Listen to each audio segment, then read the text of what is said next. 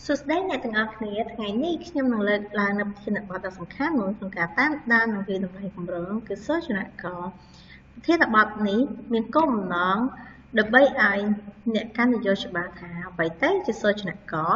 ភាពខុសគ្នារវាងសូចនករលទ្ធផលនិង milestone កំណត់នៅប្រភេទខុសគ្នានៃសូចនកររាយនៅចំណុចសំខាន់ក្នុងការបង្កើតនៅសូចនករដែលល្អវាតម្លៃសូចនករតើអ្វីទៅជាសូចនករសូចនករគឺជាខ្នាតឬក៏ជារង្វាស់ដែលប្រើប្រាស់សម្រាប់វាស់វែងនៃការផ្លាស់ប្ដូរដែលបានគ្រោងទុកដែលជាធម្មតាត្រូវបានគេប្រើប្រាស់ជាពាក្យដែលអាចវាស់វែងបានហើយសូចនករនេះជារង្វាស់មួយដែលជាកើតមិនលំអៀងដោយការប្រើប្រាស់ពាក្យការកើនឡើងឬក៏ការថយចុះពាក្យដែលយើងច្រើនតែប្រើប្រាស់ក្នុងការបង្កើតសូចនករដូចជាចំនួនភាគរយសមាមាត្របរិមាណដែលគិតជាគីឡូតោនប្រវែងហើយវាខុសនឹងលទ្ធផលត្រង់លទ្ធផលគឺជាការផ្លាស់ប្ដូរដ៏សំខាន់មានគោលបំណងនៃការវាស់នៅក្នុងលក្ខខណ្ឌនៃអ្នកទទួលផលអ្នកទទួលផលអាចជាអ្នកទាំងអស់គ្នាបុគ្គលអង្គភាពស្ថាប័នដែលពាក់ព័ន្ធពាក្យដែលយើងច្រើនតែប្រើប្រាស់ក្នុងការបង្កើតលទ្ធផលជាឃ្លាមួយដូចជាបានថយចុះបានកើនឡើងបានលុបបំបាត់មានភាពល្អប្រសើរឡើងចំណែកឯ milestone វិញគឺជាព្រឹត្តិការណ៍ដូចជាជំហានបណ្ដោះអាសន្នជាក់លាក់មួយក្នុងដំណើរការឈានទៅរកលទ្ធផលពេញលេញឬបញ្ចប់មួយហើយពាក្យដែលយើងច្រើនតែប្រើប្រាស់ក្នុងការបង្កើត milestone នេះដូចជាបានបង្កើតបានរៀបចំសេចក្តីព្រាងដើម្បីកាន់តែយល់ច្បាស់នៅចំណុចភាពខុសគ្នានេះយើងពិនិត្យមើលនៅឃ្លានេះទាំងអស់គ្នាបរិមាណនៃការលក់សូចនករបានរៀបចំយុទ្ធសាស្ត្រទីផ្សារ milestone ជំនាញធ្វើបទបង្ហាញរបស់បុគ្គលិកនៅតាមគោលដៅបានកើនឡើងលទ្ធផលការប្រើប្រាស់ហិរញ្ញវត្ថុនៅតាមជនបទបានកើនឡើងលទ្ធផលភាគរយប្រជាពលរដ្ឋដែលបានបង់ពន្ធពន្ធប្រចាំឆ្នាំសូចនករចំនួនអ្នកដាក់ពាក្យសុំជំនួយបានអនុម័តសូចនករហេតុអ្វីបានជាសូចនករមានសារៈសំខាន់ពីព្រោះវាជាភស្តុតាងមួយដែលបង្ហាញថាការផ្លាស់ប្ដូរបានកើតឡើងហើយវាជាផ្នែកមួយដ៏សំខាន់បំផុតក្នុងការបង្កើតនៅប្រព័ន្ធគ្រប់គ្រងដ៏មានប្រសិទ្ធភាពហើយវាជាឧបករណ៍គ្រប់គ្រងដ៏សំខាន់ក្នុងការធ្វើសេចក្តីសម្រេចចិត្តពីការអនុវត្តគម្រោងនិងប្រសិទ្ធភាពរបស់អង្គការប្រភេទនៃសូចនករមានដូចជាសូចនករបរិមាណសូចនករនេះត្រូវបានគេប្រើប្រាស់សម្រាប់វាស់វែងក្នុងកម្រិតប្រទេសហើយយើងប្រើប្រាស់វាដើម្បីស្វែងយល់ពីបរិស្ថានជុំវិញដែលគម្រោងកំពុងតែអនុវត្តហើយយើងពិនិត្យមើលផលប៉ះពាល់ដែលអាចមានលើភាពជោគជ័យឬក៏បរាជ័យនៅក្នុងពេលដែលយើងអនុវត្តគម្រោងហើយយើងមិនត្រូវកំណត់នៅ target សម្រាប់សូចនករបរិបត្តិនៅក្នុងការធ្វើផែនការត្រួតពិនិត្យនិងវាយតម្លៃរបស់អ្នកទេសូចនករបរិបត្តិដូចជាផលិតផលក្នុងស្រុកសរុបចំណែកឯសូចនករក្នុងកម្រិត impact និង outcome វិញគឺសម្រាប់វាស់នៅលទ្ធផលដែលសម្រេចបានពី output ជាញឹកញាប់សូចនករនេះគឺគេប្រើប្រាស់សម្រាប់វាស់នៅលទ្ធផល ក្នុងកម្រិតខ្ពស់បំផុតរបស់គម្រោងឬក៏អង្គការក្នុងកម្រិតគោលបំណងឬក៏គោលដៅឧទាហរណ៍ចំនួននៃអង្គការក្នុងស្រុកមានប្រព័ន្ធតាមដាននិងត្រួតពិនិត្យដែលល្អ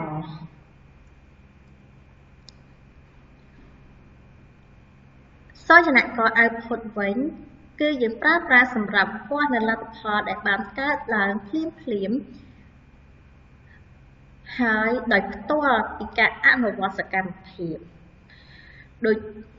យើងថាការអនុវត្តសកម្មភាពអីគឺបានលទ្ធផលហ្នឹងឧទាហរណ៍ចំនួនអ្នកចូលរួមវគ្គបណ្ដុះបណ្ដាលហើយសូចនាករទាំងអស់នេះអាចជាសូចនាករបរិមាណដែលសូចនាករបរិមាណនេះជាຂະឬក៏ជាបរិមាណដែលអាចវាស់វែងបានវាបង្ហាញនៅ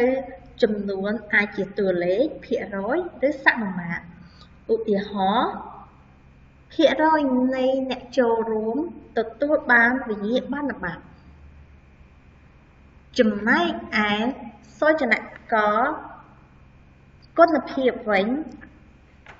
គឺវាមានសារៈប្រយោជន៍នៅពេលដែលសូចនាករបរិមាណមិនអាចវាស់វែងបានវាទាម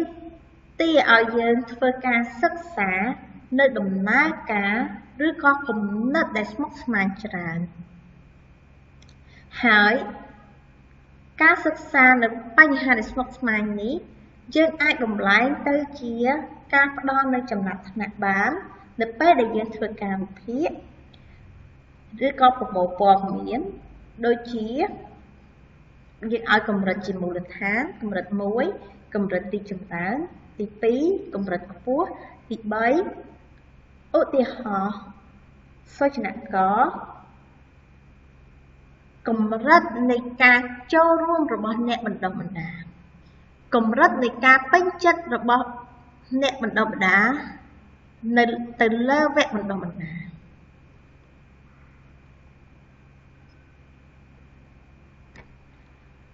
ឥឡូវយើងសិក្សាពីគុណភាពនៃសូចនាករដែលល្អមួយត្រូវតែពិនិត្យមើលតើសូចនាករនោះជាប្រភេទ direct ជាសូចនាករដែលជាបង្កើតឡើងដើម្បីវាស់វែងនៅលទ្ធផលផ្ទាល់ពេលខ្លះនៅពេលដែលជាបង្កើតសូចនាករដែលមិនអាចវាស់វែងផ្ទាល់បានយើងអាចប្រើនៅសូចនាករមួយទៀតដែលយើងអាចហៅថា proxy អាចជំនួសគ្នាបានឧទាហរណ៍នៅពេលដែលយើងចង់វាស់វែងចំណូលគ្រួសារនៅក្នុងស្រុកគោលដៅឲ្យបានកើនឡើងនៅពេលដែលយើងបង្កើតសូចនាករ direct ប្រាក់ចំណូលគ្រួសារជាមធ្យមនៅក្នុងស្រុកគោលដៅដោយយើងបំលែងមកជា proxy សូចនាករវិញប្រាក់ចំណាយនៅក្នុងគ្រួសារជាមធ្យមពីព្រោះពេលខ្លះចំណូលនិងចំណាយគឺមានលក្ខណៈប្រហាក់ប្រហែលគ្នានៅពេលដែលយើងមិនអាចប្រមូលទិន្នន័យដែលយើងអាចសួរពីអ្នកដែលយើងចង់ប្រមូលគេចង់បង្ហាញនៅការចំណាយជាជាងច្រើនជាងចំណូលចំណែកឯ objective វិញគឺជាសូចនាករមួយដែលយើងបង្កើតឡើងមានភាពច្បាស់លាស់ពិតប្រាកដនិងដោយមិនមានមហិច្ឆតាខ្ពស់ជៀសវាងក្នុងការប្រើប្រាស់ពាក្យដូចជា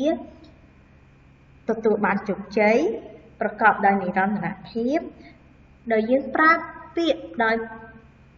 មួយចំនួនក្នុងដូចជាមានការផ្លាស់ប្ដូរ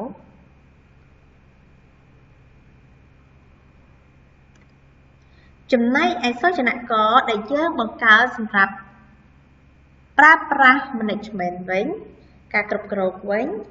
គឺយើងត្រូវគិតថាតើសូចនាករណាដែលសំខាន់សម្រាប់ធ្វើការវាស់វែងនៅលទ្ធផលរបស់គម្រោង mình men dương khó ta bằng cá số cho nặng có đầm bay ta bằng hộ tên mình này đây ưu tiên họ nợ bé đại dương trong qua về lắc tập họ để tệ tôn nâng chùm nuôn xã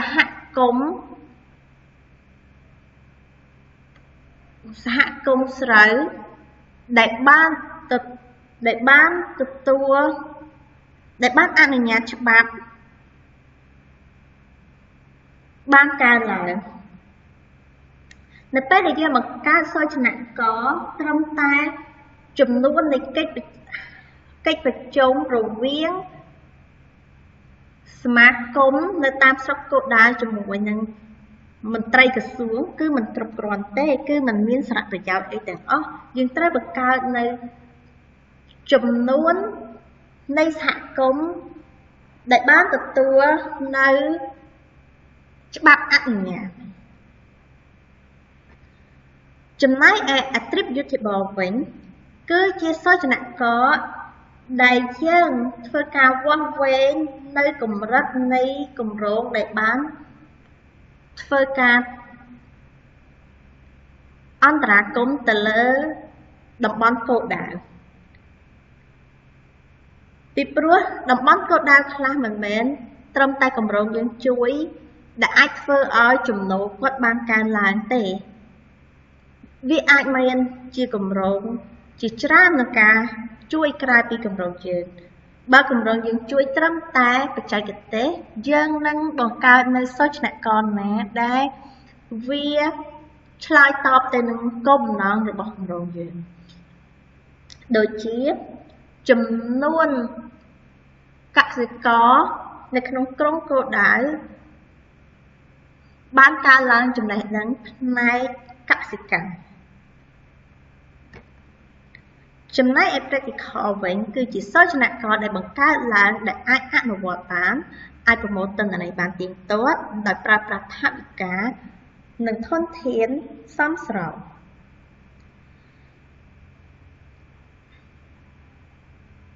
จำนายอดีควงเวง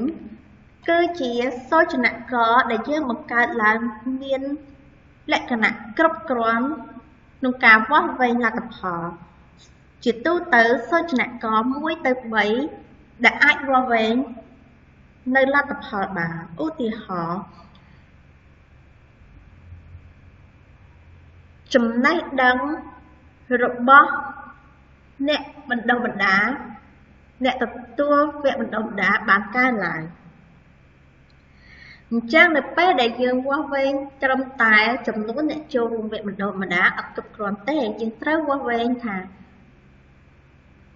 จำนวนเนี่ยโจรวมบางการล้างจำในดังดังใบการในยืมฉบับยืมกระเล็กเมื่อในโซชนะก็ได้บ้านว่าเวงในลาตพอนิดต่างออกเนี่ยสมน้องข้อฉบับในขนมแค่โกได้บางกัดบันทอยจำนายโซชนะก็ดมบอลได้สร้างสองข้อฉบับในขนมสระโกได้ดิฉันในโซชนะกรนี้คือไตรจำนายต่างเป้เวลีต่างท่าวิการพูดอุปทขนมกาประโมงโดยมันไอประโมงบ้านจิตติงต่อเตียดเต้าไว้แดงยังไอประโมงบ้านคือสมน้องในสระฉบับไตรบ้านอันงามในขนมแค่โกได้จำนายไอลาตพอในเวงสถานเพียบเศรษฐกิจระบอบประชีโปรสบางก้าวหน้าโซชนะก็ปริมาณในผลิตภัณฑ์ขนมสดเยอะมันแม้ว่าเว้ในขนมกลุ่มรัฐ GDP หนุเต้ยังครอนแต่ช่วยหมุดไม่ได้เพื่อเอาผลิตภัณฑ์ขนมสดบางการหลายจังเต้าไว้เลี้ยงกัวแต่บังเกิดไอ้หล่อเชียงนี้โดยเชี่ยประจำโน ประจำឆ្នាំជាមធ្យមរបស់ប្រជាពលរដ្ឋនៅតាមតំបន់កោដដៅលទ្ធផលផលិតផលដំណាំពោតបានកើនឡើងចំនួននៃកសិករដែលប្រើប្រាស់បច្ចេកទេសវាមិនមែនវាស់វែងនៅផលិតផលទេគឺវាស់វែងនៅបច្ចេកទេសដូច្នេះអ្វីដែលអាចវាស់វែងផ្ទាល់ទៅលើលទ្ធផលហ្នឹងគឺបរិមាណផលិតផលពោតគិតជាតោនចំណែកឯលទ្ធផលគុណភាពទឹកញ៉ាំបានល្អប្រសើរឡើងត្រង់កម្រិតសូចនករនេះគឺវាស់វែងត្រឹមតែកម្រិតកខ្វក់ប៉ុណ្ណោះមិនមែនវាស់វែងនៅកម្រិតផ្សេងដែលពាក់ព័ន្ធនឹងគុណភាពទឹកនោះទេដើម្បីឲ្យគ្រប់គ្រាន់យើងត្រូវបង្កើតនូវសូចនករដែលកម្រិតផ្សេងនៅក្នុងពាក់ព័ន្ធនឹងការជ្រើសរើសនៅកម្រិតគីមីឬក៏កម្រិតណាផ្សេងដែលពាក់ព័ន្ធនឹងទឹកអញ្ចឹងនាងខ្ញុំសូមអរគុណចំពោះការបានចូលរួមស្ដាប់នៅការធ្វើបទបង្ហាញនៅពាក់ព័ន្ធនឹងសូចនករនេះទាំងអស់គ្នាសូមអរគុណ